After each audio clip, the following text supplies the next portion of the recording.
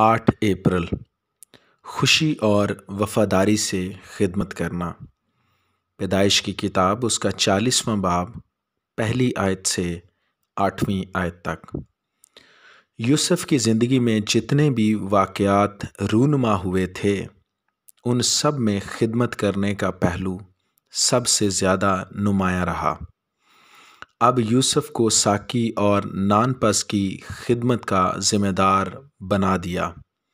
Bible مقدس میں لکھا ہے وہ ان کی خدمت کرنے لگا۔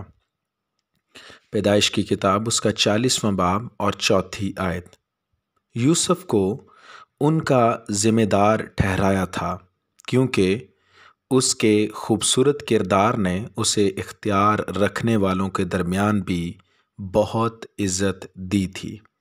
یوسف نے بڑی خوشی اور وفاداری کے ساتھ ان کی خدمت کی۔ پس یوسف دوسروں کا خدمت گزار ہو کر بڑی وفاداری کے ساتھ خدا کی خدمت میں لگا رہا۔ یوسف کو اس بات کا علم تھا کہ خدا اس ساقی اور نان پس کی خدمت کے وسیلے سے مجھ پر اپنی مرضی ظاہر کرے گا، کیونکہ خدا اس میں تھا۔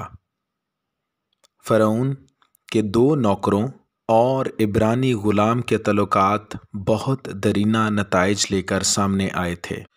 ہمیں بھی اس بات پر غور کرنے کی ضرورت ہے کہ ہماری زندگی میں ہونے والا چھوٹے سے چھوٹا واقعہ بڑی اہمیت کا حامل ہوتا ہے، حتیٰ کہ ہم اسے سمجھنے سے قاصر ہوتے ہیں کہ خدا کس طرح اس چھوٹی سی چیز کو اپنے جلال کے لیے استعمال کرے گا۔ ہمیں اس بات کا خیال رکھنا ہوگا کہ خدا چھوٹی یا بڑی چیز دونوں میں سے کسی کا بھی استعمال کر کے اپنی مرضی کو پورا کر سکتا ہے۔ کلام مقدس کے مطابق لفظ ہر چیز بہت اہمیت کا حامل ہے۔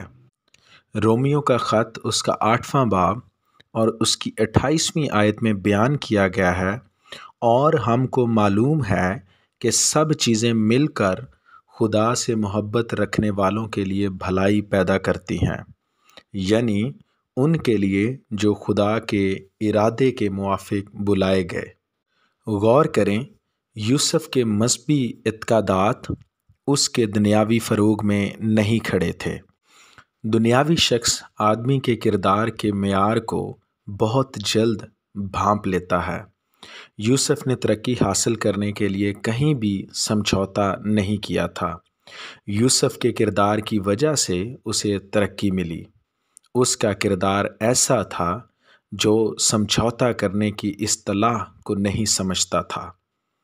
فقط اتنا ہو کہ تم خداوند سے ڈرو اور اپنے سارے دل اور سچائی سے اس کی عبادت کرو، کیونکہ سوچو کہ اس نے تمہارے لیے کیسے بڑے کام کیے ہیں۔ 1 سموئیل اس کا 12واں باب اور اس کی 24ویں آیت۔